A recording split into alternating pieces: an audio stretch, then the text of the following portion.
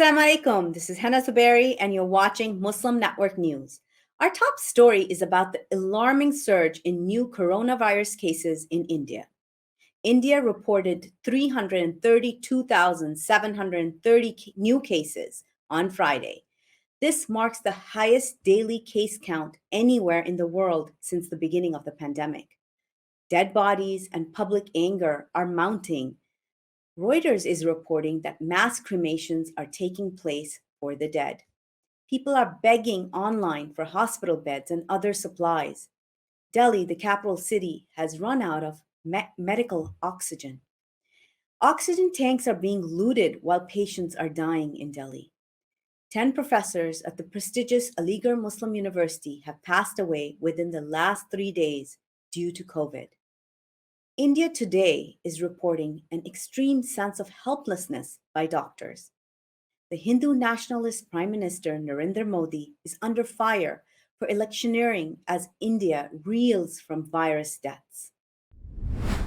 In a real bipartisan moment, the US Senate passed the Anti-Asian Hate Crime Bill. The vote was 94-1. Senator Josh Hawley, Republican from Missouri, was the lone no vote. The House is expected to consider the legislation next month. President Biden has vowed to sign it when it reaches his desk.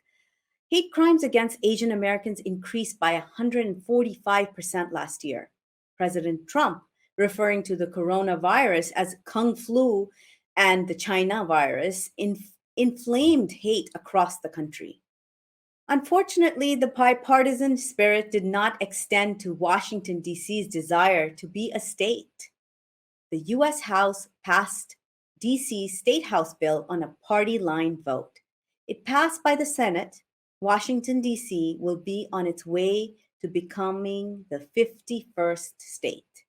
Washington, D.C.'s population is greater than Wyoming or Vermont. Is the US military an extremism incubator? Yes, says the liberal magazine, The Nation. That shouldn't come as a surprise, it says. The magazine's evidence is that many of the January 6th insurgents once served in the military. 14.5% of the 356 people arrested in connection with the insurrection had military connections. In a Senate hearing, 2 military commanders asserted that they have 0 extremists under their command. Secretary of Defense Lloyd Austin, however, has ordered immediate steps to combat extremism in the military. According to a Gallup poll, the military is the most respected institution in the United States. In related news, a Virginia police officer was fired this week for donating to the defense fund of Kyle Rittenhouse. He also praised the white teenager who killed 2 protesters in Kenosha, Wisconsin. President Biden says that the 100-day vaccination goal has been achieved. According to the CDC, 51% of American adults have received at least one COVID-19 vaccine. As of Monday, anyone 16 and over in every state is now eligible to get vaccinated. Biden issued a warning saying that if Americans don't get inoculated, they may have to cancel July 4th gatherings. A Muslim college student is badly burnt in an acid attack in New York. Police are seeking the suspect. Nafia Ikram spent 15 days in the hospital after she was attacked outside her Long Island home. She may never be able to see again. The Nassau County Police have announced a $10,000 reward for anyone who can identify the suspect. In international news today, let's talk about the Climate Change Summit. Following the U.S. commitment to reduce carbon emissions by 50%, other nations are coming forward. Japanese Prime Minister Yoshihide Suga pledged to curb emissions by 46% by 2030, a commitment more serious than the previous 26% goal. Prime Minister Justin Trudeau declared that Canada would slash emissions by 40% to 45% by 2030. Brazil Prime Minister Jair Bolsonaro vowed to end illegal deforestation in the country by 2030 and achieve carbon neutrality by 2050. China's President Xi Jinping reaffirmed commitments to go carbon neutral by 2060. The US and China have agreed to cooperate on climate change despite divisions on issues such as trade and human rights. Indian Prime Minister Narendra Modi and Vladimir Putin of Russia did not provide any new targets. 6 Muslim leaders were among the 40 leaders who attended the summit. However, no new commitments or targets have been reported on their part. A Moroccan Muslim woman nurturing crops that could feed a hotter planet. Ismahane Al Aoufi is a Director General of the International Center of Biosaline Agriculture. The Arab Gulf's punishing heat and salt tainted earth makes farming extremely challenging. Globally, around 1.7 billion people live in similar environments. Al Aoufi and her team are nurturing special breeds of grass, date palms, and vegetables. The project could feed heat afflicted populations around the world. Salicornia, or samphire, has emerged as a frontrunner in her research. The intensely salty, bright green stalks are often served with seafood in Europe. The plant can thrive in dry, salty soil and be used as food for animals or as biofuel. This research is critical given our fast changing climate. Police and Israeli extremists chanting death to Arabs have injured more than 100 Palestinians. The Palestinian Red Crescent said it treated at least 105 people. 20 Palestinians are hospitalized. Hundreds of extremists of the Lahava movement marched, repeatedly chanting death to Arabs. These anti-Arab extremists threw rocks and attacked Palestinian homes. Palestinians say police prevented them from holding their usual Ramadan evening gatherings outside the Damascus Gate. The Damascus Gate is a historic landmark of the Old City next to Palestinian neighborhoods. Israeli police fired stun grenades to disperse the Palestinians. The Palestinians, in turn, discharged fireworks towards them. Russia is planning to build its own space station. 46 years of collaboration in space, which began with the United States and Soviet Union, is about to end. NASA is now expected to rely on SpaceX to fly astronauts to the International Space Station, rather than the Russian Soyuz spacecraft. This could cause Russia to lose money, as NASA previously paid for seats on board the Soyuz vessels. Russia plans to have its own space station launched by 2030. China is also planning to build its own space station to be completed in the coming years. Time for a special Ramadan report. Ramadan brings changes in a Muslim's life. Eating and sleeping cycles are modified to accommodate special prayers. Every night, families gathers in mosques and family homes to offer special late night prayers. More from Ali Khalaf and Saliha Farouk. Every day in Ramadan, Muslims gather for a special late night prayer conducted at mosques. This is called Taraweeh. Taraweeh prayers are only observed during Ramadan after the day's last prayer, called Isha.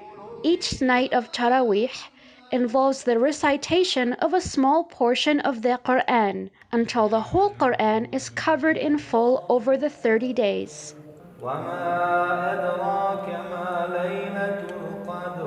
Reciting the entire Quran and correcting one another is the process of preserving the holy book. In between Taraweeh prayers, Muslims will also gather while remembering God Almighty. Taraweeh prayers are also optional prayers. Once Quran recitations are complete, Muslims will also observe special celebrations with one another. In some countries, this involves the distribution of sweets as well as special gatherings. While the pandemic is raging, India is deporting Rohingyas back to genocidal Burma. More details in this report by Ali Khalaf and Saliha Farouk. India has ordered 170 Rohingya refugees to be deported to Burma. The Indian Supreme Court has refused to stop this deportation. Rohingya people and their allies have called it a death warrant issued by the courts considering the ongoing genocide in Burma. There are approximately 40,000 Rohingya refugees living in camps and slums in different cities and regions across India. Rohingyas are indigenous people of Burma living in their ancestral lands. However, the genocidal army of Burma have forced 1.2 million Rohingyas to Bangladesh in 2017. Thank you, Ali and Saleha, for this report. Detailed analysis on the current situation in Burma is coming up next after the break. Stay tuned. We'll be right back after these messages.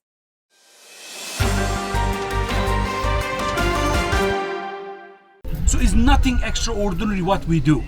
It's just a human to human, like brothers to brothers and sisters to sisters. Nothing else, nothing more.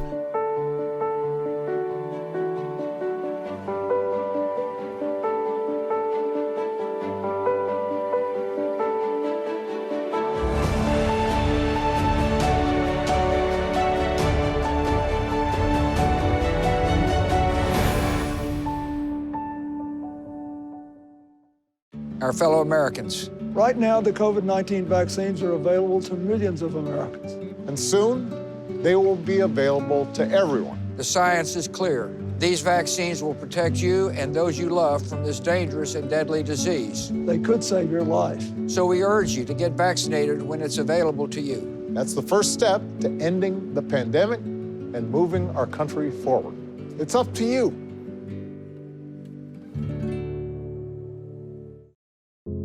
We are Justice for All. Headquartered in the heart of downtown Chicago, Justice for All is a global humanitarian initiative dedicated to raising awareness for human rights concerns impacting vulnerable minority groups. Our diverse team of staff and volunteers, led by Imam Malik Mujahid, work tirelessly to help Justice for All achieve their goals.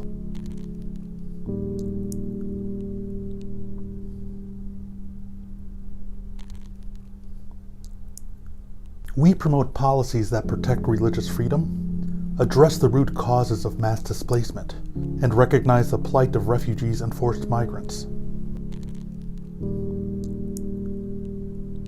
Together, we can continue to stand up for justice. Justice for all.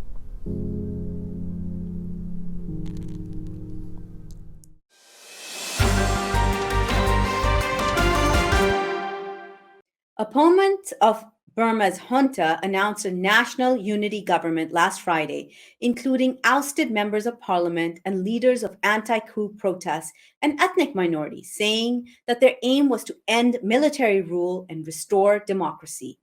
On the other hand, the unity government left out the Rohingyas.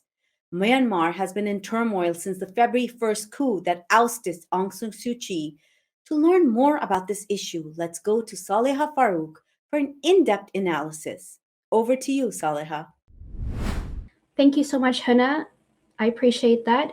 Next, we're going to go to a human rights expert, Mr. Adam Carroll, who also happens to be the director of the United Nations programs at nonprofit organization Justice for All. Mr. Adam, definitely quite a number of events happening over there in Burma, as well as having to do with Rohingya human rights, and also concerning a little bit of Indian policies towards refugees and citizenship, and how that's impacting affected communities on the ground right now, both in Burma and in the refugee camps in Bangladesh. So we're going to talk a little bit about that. But of course, I'd like to start with the newly formed unity government in Burma. Perhaps you can have, you might be able to offer us a little bit of insight there. So we do know that opponents of the current Burmese junta army have set up a national unity government. If you can kindly tell us a little bit about what you might know about this newly formed opposition government, and what we consider the organized people's government at this time. Right. Thank you, Saleha, and happy to be on the show. And we are in the midst of a really difficult time. In Burma, over 738 people have been killed so far by the Burmese military, and 3,300 have been arrested. Yesterday, there was a blue shirt campaign launched by the civil disobedience movement to call for the release of the detainees. Also, there are atrocities going on. A muezzin in a mosque in the Yangon area was hanged. He was even forced to dress in women's clothes, and then they hanged him right in the mosque. There's bombing of the Karen community, and thousands have fled into the forest. So the time is very stressful, and in the midst of that, there is this sign of hope that the CRPH, which is the acting representatives of the rightfully elected parliament, they're in hiding, but they have been able to be meeting secretly, and they have elected and put together a unity government, a national unity government. And unusually for Burma, it's quite diverse. It's not only Burmese men led by Aung San Suu Kyi. She is still the nominal head of the rightfully elected government, but she is in jail, and it's very difficult to communicate with her. And so the new government actually has senior ministers who are, uh, for example, a prime minister is ethnic Karen, and a vice president is ethnic Kachin. And there are politicians who have been appointed ministers from the Chin, Shan, Mon, and Tang ethnic groups. No Rohingya, however. And that is something that we need to keep pushing for. Dr. Sasa is the appointed envoy to the United Nations. He's been very active, and he's been speaking quite openly in support of including the Rohingya. However, the Rohingya are not mentioned yet in the charter for this new government. They have declared the previous constitution of 2008 abolished, which is a good move because that constitution required the military to be part of the government. And so they are trying to reconstitute the government from scratch, but using the elected officials who are in hiding. It's very important, though, to include Rohingya, and that is something that we are working on.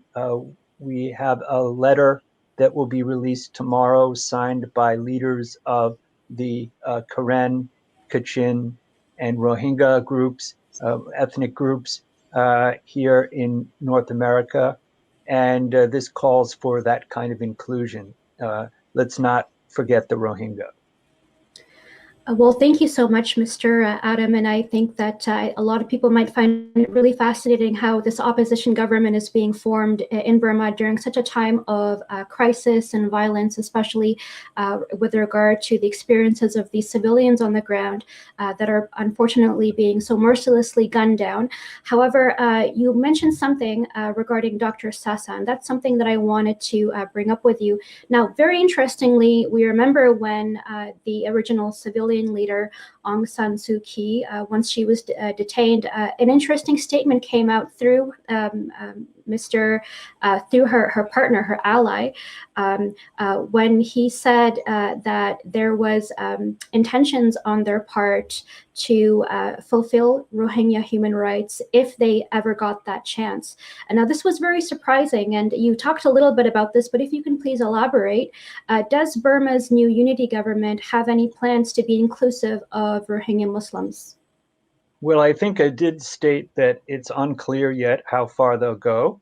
There are some very clear allies like Dr. Sasa, but there may be other senior ministers who move more slowly.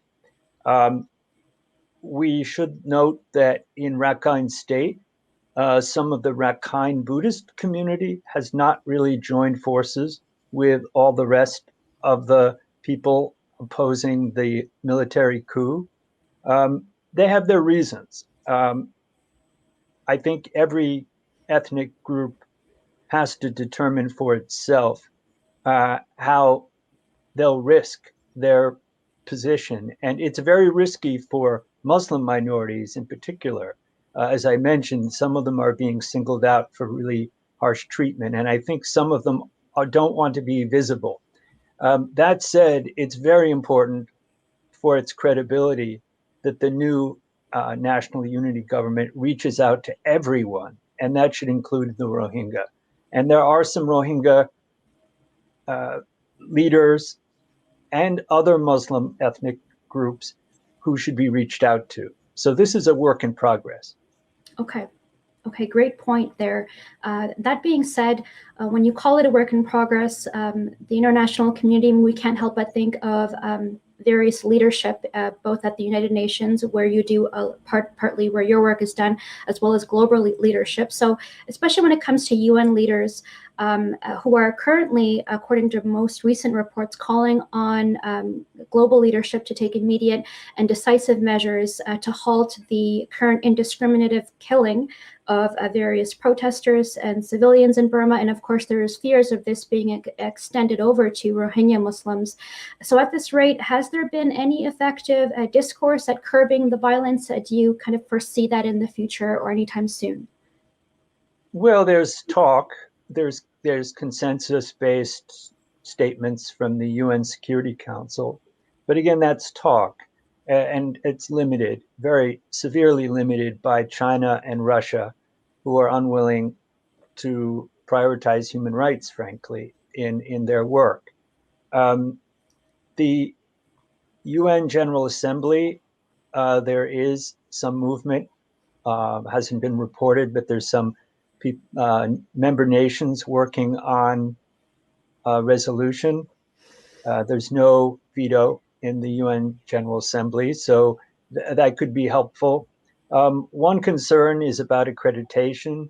The military junta wants to get its people in, and the UN is a bit confused about whether to stick with the rightfully elected government or to bring in the junta representatives, which we certainly hope they will not do. But we note that some of UN agencies are working with the military junta, for example, in anti-drug policy. So it's difficult and sensitive time. The UN is supposed to put human rights up front. That's their slogan. But as we know, they don't do that. I recently met with the special envoy to Burma and was supposed to meet with her and some other Burmese leaders about 10 days ago. But unfortunately, she flew to Thailand hoping to meet with the military leaders. I don't know how she thinks she's going to persuade them to act differently, but she has been speaking out quite well, including in favor of sanctions. And I think that the sanctions issue is certainly important, and the United States government has been leading the way, sanctioning the military-owned conglomerates MEC and MEL, which are huge. But unfortunately, the oil and gas companies are continuing to do business with the Burmese military, which means hundreds of millions of dollars are still flowing into the general's pockets. And of course, Chevron and Total come up with all kinds of excuses why they have to continue this. There's a good piece about this and about the lobbying of Chevron in today's New York Times. It's an important read. And today is an Earth Day, by the way, and this is a time to reflect about the power that these oil and gas companies have to continue using fossil fuel, and of course their complicity with regimes that kill their own people. Now, of course, considering all of these extenuating circumstances that you've been able to summarize very well, what do you think it would take for global actors to be able to tap into their responsibility to protect when it comes to both the violence against the Burmese people as well as protecting those ethnic and indigenous minorities, such as the Rohingya, and of course, on this Earth Day, no less? Yeah, well, R2P, responsibility to protect, is an important principle that all the member nations of the United Nations have, in fact, signed on to, but they increasingly are ignoring implementation, which is shameful. It's not always easy. What do you do in this situation? Some advocacy groups are calling for a no-fly zone, but that would have to be enforced. There would have to be a willingness to shoot down Burmese government planes if they broke a no-fly zone. So these things are slippery slopes, and there are a lot of gray areas and complexities. One thing, though, is that there are players in the area, Japan, India, who might be persuaded by the US, since the US is taking a lead here. And the US has already encouraged Europe to increase its number of sanctions. It's much better than before. They are doing things now that they should have done after the Rohingya genocide. But is it too late? That's the question. This weekend, there's going to be a meeting of ASEAN, the Asian, Southeast Asian national governments, and they're going to be discussing Burma. And what did they do? They invited the junta leader, General Lang, to attend, and they did not invite the new government, the National Unity Government, which is demanding to be allowed to attend. And so, what kind of approach is this to peacemaking and negotiating? The ASEAN policy of non-interference is well known, but this is a kind of interference, that they are only engaging with the military authorities.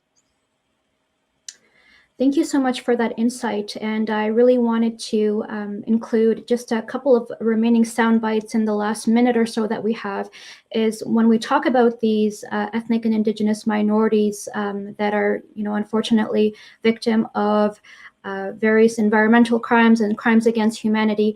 Talk to us a little bit about the Rohingya refugee and asylum situation that's currently occurring in India.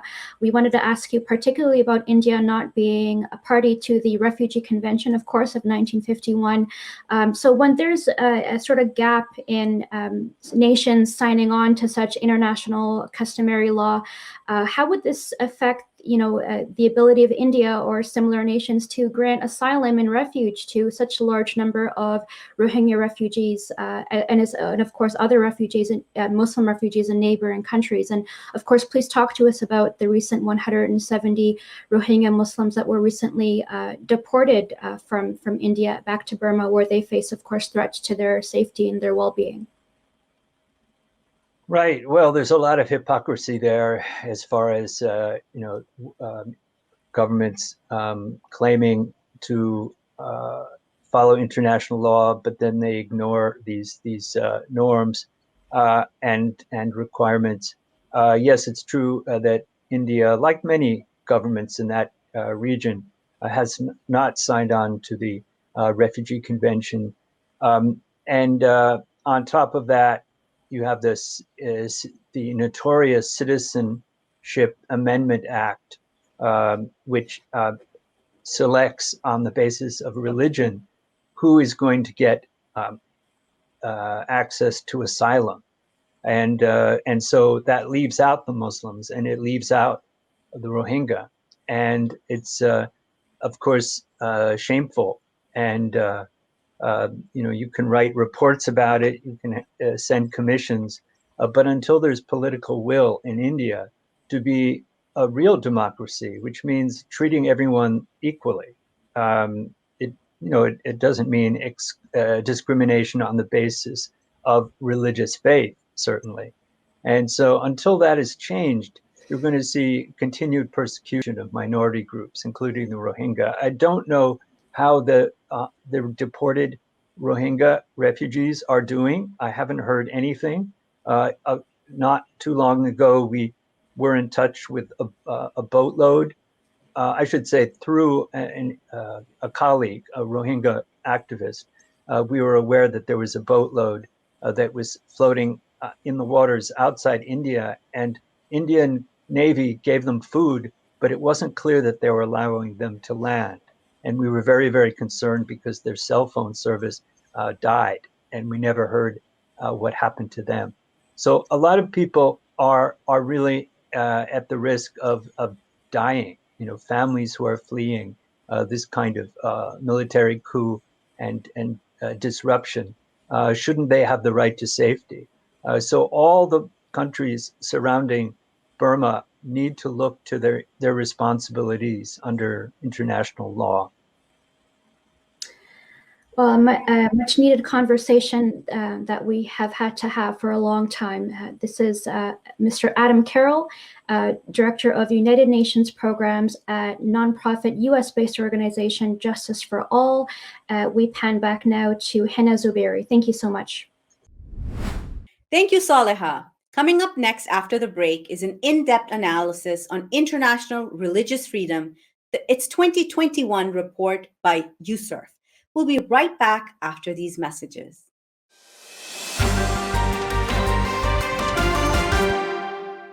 Our fellow Americans. Right now, the COVID-19 vaccines are available to millions of Americans.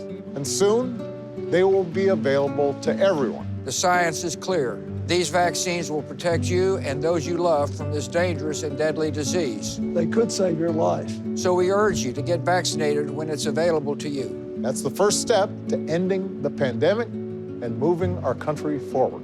It's up to you.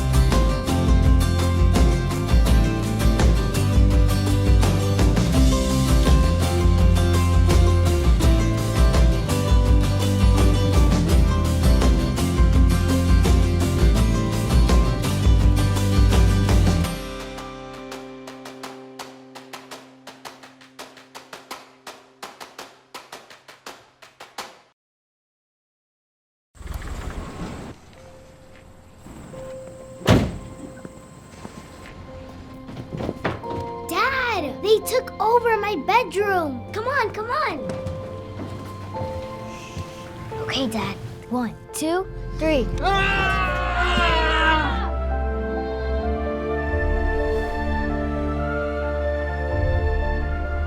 Dad!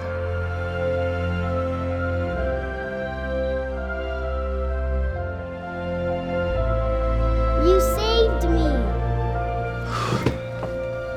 Dad? Are you okay? I'm fine, dear.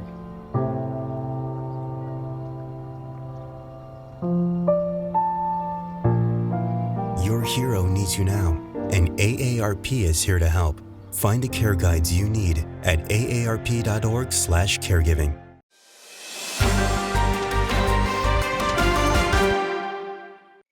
Welcome back. The United States Commission on International Religious Freedom, USERF, published its 2021 annual report with recommendations to the State Department regarding the status of international religious freedom around the world. For the second year, the Commission sees India as a country of particular concern. In its 2021 report, USERF said religious freedom conditions in India continue their negative trajectory. To discuss this in detail, let's go to Imam Abdul Malik Mujahid. Over to you, Imam Mujahid. Thank you, Hena. Once again, the United States Commission on International Religious Freedom has declared India and China to be countries of particular concern. Countries of particular concerns. That is, goes by CPC. And the United States Commission on International Freedom, also called USIF, is the US-funded bipartisan commission. And as the world thinks that nothing in America is outside the red and blue, this is the commission when red and blue work with each other for international religious freedom. And today, I will be talking with someone who is the commissioner of USIF, Nadine Maenza. Welcome to Muslim Network TV, Nadine. Thank you so much for having me. So, how long USIF has been in being in existence, and how long have you been issuing these reports? Well, we have been doing these reports. We've been in existence since 1998. We were created, the U.S. Commission on International Religious Freedom, or USIRF, was created at the same time at the U.S.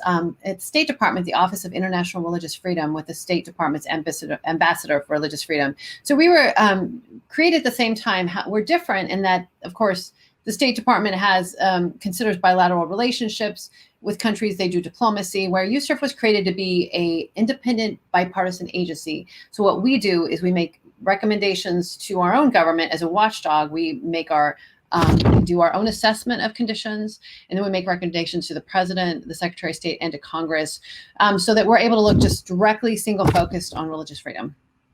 So it is officially a U.S. government agency, isn't it?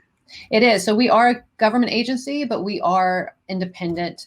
And that's why we're able to speak out so strongly on the issues like religious, particularly on religious freedom, because we don't go through other agencies. We don't get approval. We, among our 9 commissioners that are chosen by the president, as well as Republican and Democratic leaders in Congress. So we are, as you said, bipartisan. There really is no division among us ever on partisan lines, because these issues really do bring us together. Okay, so how commissioners come into being and for what term? So we are appointed for 2-year terms, and we can be reappointed 1 time. So at the most, we can serve as 4 years. I was reappointed in May by President Trump. So this is finishing up. I'll have 1 more year on my 2nd term.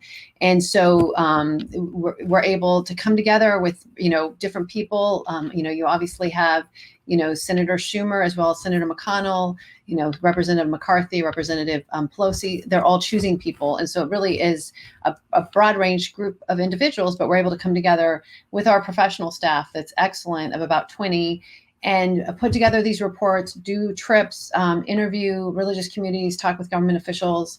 We dialogue with ambassadors. We try to go, if we can, to countries. Some countries, of course, we're not invited or allowed to attend, but others, even ones that don't have terrific religious freedom conditions, have allowed us to come and dialogue with them. So at least we better can understand, and they could better understand where we're coming from. So when you report, it is based on research and visit to those particular countries. But have you been allowed to visit to India and China? No, neither country has accepted our request to visit. So unfortunately, we haven't been able to do that. Okay, you send out this request once a year or multiple times? I am not exactly sure. I don't think so, because I think once we've done it several times, we interact with the embassy from time to time, we're pretty assured that the answer will be no. So my understanding is we don't constantly request. Maybe we should, but we have made requests to both and not been able to visit. Now, China, we understand to some extent that it is a communist country, and communism and religion by their ideology doesn't quite go together. And on Tibetan people, on Uyghurs, Muslims, and others, there is a horrible situation. So when it comes to India, the question comes, how come the largest country in the world, when it comes to democracy, doesn't allow you to come in? Yeah, that has been such a disappointment. You're right. We do find in communist countries that all religious communities are considered fair game, and so most of the time they don't target so much the religious minorities as sometimes communist countries can even target the majority religion, but they look at religion as being a threat to the state. And so that explains the negative religious freedom conditions. But we're looking at a democracy like India that has, such a beautiful history of secular pluralism, of religions, of multiple religions living together, and of course, majority religion Hinduism, but all fitting together nicely and all living together in peace. So it is a disappointment to see this constant negative trajectory with the BJP-led government promoting Hindu nationalist policies. And these policies, have made it so that this country now fits the definition of a country of particular concern, which is a country that has systematic, ongoing, and egregious violations of religious freedom. And unfortunately, India is fitting all three of that designation, even though their history is the opposite. So we're hoping that by raising these issues, by calling attention to the U.S. government, making some recommendations, that the U.S. government will engage with India, and that they could work towards changing some of these conditions, and that it can go back to being a more accepting, tolerant place that it used to be. What impact this designation of country of particular concern has on the actual policies of the United States? Well, we know that it definitely made it clear to the U.S. government that we were raising the alarm about the conditions. So in that respect, it was important. We do know we got the attention of the U.S. government. We've dialogued with them about India. We know they're taking a look at these conditions. But since the last 2 years, they've been so drastic to see the trajectory of conditions with mobs acting with impunity against religious communities, especially minorities. The combination of the mob with impunity, violent crackdown on dissent. So you have the violence going on towards religious minorities, but then you also see this systematic approach with national government and individual state governments, instituting discriminatory laws and policies that limit the lawful practice of religious minorities. So the combination of this is really creating an environment that is especially troubling for the commission. So is there anything which has improved as compared to 2019 to 2020 in India when it comes to minorities? We have not identified any positive trends. That is pretty sad. And it's a democracy. And how come your report, after it was issued, there was some reaction from India, but how come there is no effort to improve the situation of their own citizens? Right. We are hopeful that the citizens themselves, that obviously so many of the Indian population wants to live in an environment with tolerance and acceptance. So we're hopeful that the majority of citizens who do feel that way will speak up and demand a government that represents their views. And I do want to just mention as well is I have so many friends who have told me stories of their loved ones that are fighting COVID right now in India or have lost family members. And I am so sorry to see this spike in COVID, and I'm praying for the people of India that they will be able to move past this soon. And I'm so sorry for anyone that is dealing with this situation right now. This was pretty sad. The oxygen running in short supply, and really pandemic is rampaging. But within that situation, last year there were major protests and attacks on minorities who were protesting the possibility of losing their citizenship. Right. How does your report of this year on India deals with that particular phenomena of religious discrimination? Yes, we are very concerned about the Citizenship Amendment Act and how that provides a fast track for Indian citizenship for non-Muslims, excluding them specifically from the opportunity for citizenship. And we seeing how that in conjunction with the National Register of Citizens, how that's been implemented in Assam is chilling, excluding 1.9 million residents. And some of those residents have been in India for generations, or sometimes a few family members were left off the list. There's a large detention camp that's been built.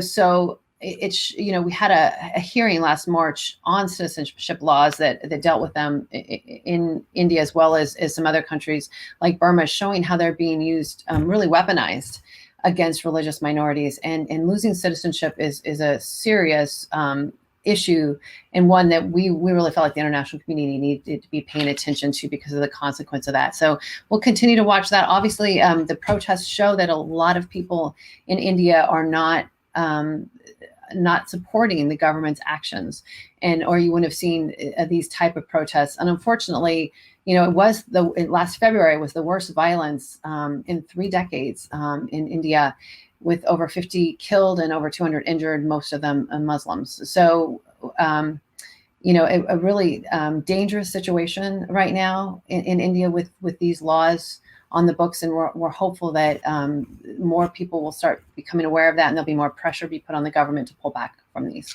So not only you are recommending that a State Department declares India as country of particular concern, but you are also asking to impose targeted sanctions on Indian government agencies and officials responsible for the violation of religious freedom by freezing those individuals' assets and bringing those entities under different sanctions. Right. So how a agency like yours, which is funded, established by the order of the Congress and funded by the United States government, how do you communicate this thing to the US government so they pay attention to your recommendations? Well, we obviously publish a report that gets a lot of coverage. We send the report to members of Congress. We also, send it to the administration, but we also dialogue privately. The one thing about the commission that was most surprising to me, having watched it for years from the outside, and once I joined as commissioner, seeing that most of the work we do is behind the scenes. So while you may see a lot of reports, a lot of congressional hearings, a lot of media that the commissioners will do, and in addition to our annual report, we also do a lot of standalone reports all through the year on a variety of topics, including special country reports. So while we're producing a lot of information and doing a lot of public events, the dialogue behind the scenes with both our own government and other governments is probably some of the most important work that we do. And so on an issue like this, you can be sure that we've communicated privately to our own government. We've tried to communicate privately to those in the Indian government, as well as doing public information. So, we're trying to use all our different really levers to be able to highlight the importance of religious freedom. And we certainly have, we feel that very few were aware, at least that we had interacted with when we first began to talk about India a couple years ago, and even before we designated India a country of particular concern. The first year we were. A year before, we were considering it and weren't sure it had met the threshold, but with the passage of the Citizenship Amendment Act, it was clear that it had. And I was surprised at how many members of Congress, how many people in the administration weren't quite aware of how egregious these crimes that were being committed, being allowed by the government against religious minorities. But I think the last year, the news covered a lot. Our reports got out. I think it's a much more well-known situation now in Congress and the administration. So we're not running into people that are surprised by what we're reporting. We're just able to put it together in a pretty clear picture of the conditions, and also to make recommendations for ways the U.S. government can help move India away from these types. This slide they have on religious freedom. What about entering into dialogue? I mean, your one of the recommendation is supporting civil society groups in India for reporting and all that purposes. And you know pretty well that even Amnesty International was forced to shut down its operation. Right. So it is what you're recommending. Opposite is happening on the field, but in current day and time. What about conducting virtual visits? So you actually Commissioner actually see India through virtual access. Right. No, that's a great idea. We would love to be able to have more access, to what's happening on the ground in India. We certainly don't want to put any organizations at risk. We know that so many had negative interactions with government this last year, and so we would love to interact with agencies on the ground in India, but we understand it's a really harsh environment for many of them. That they're non-political. The only reason they exist in India is to do good work supporting the people. But India, the government has really gone after really civil society, human rights advocates, media, anyone who's reporting on these or working.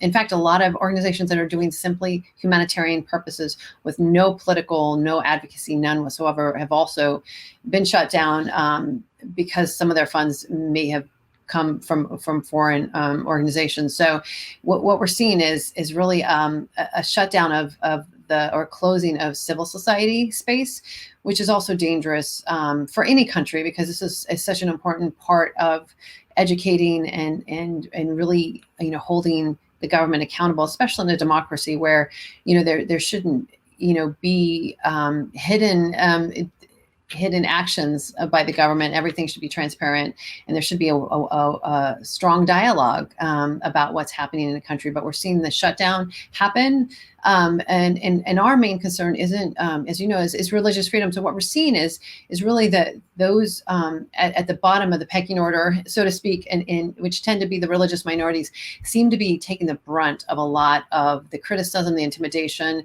and the emboldened mobs because of these laws, and because of the fact there hasn't been any prosecution against crimes.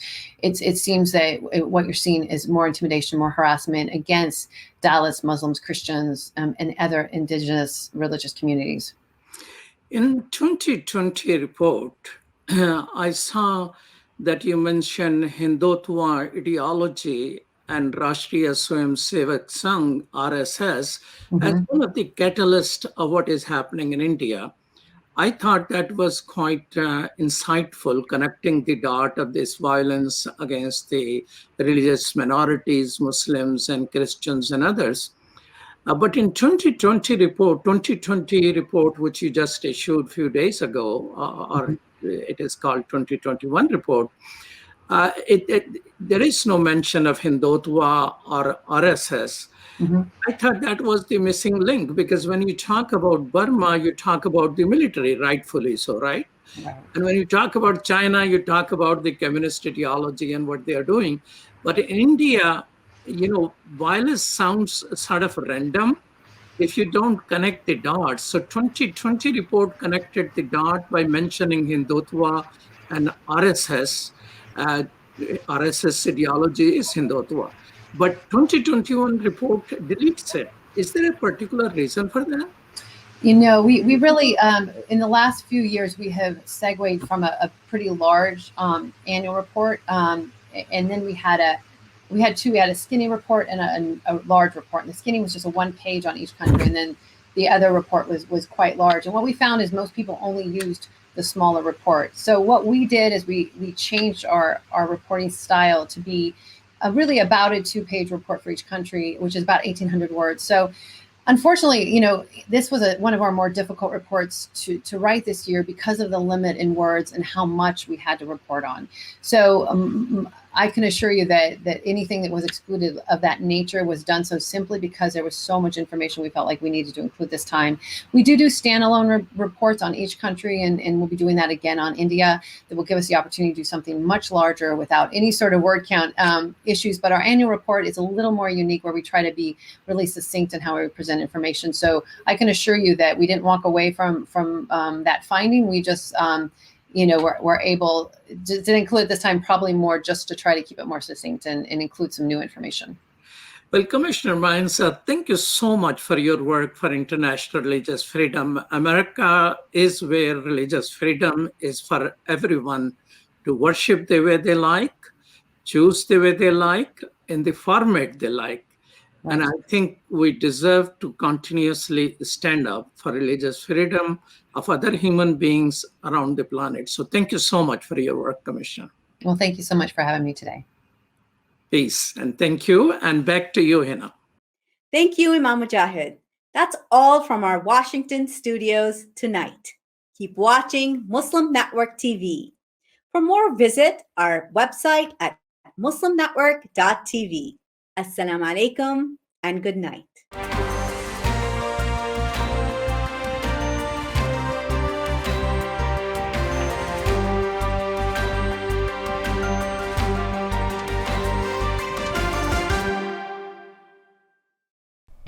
Special thanks to our official supporter, Zagat Foundation of America.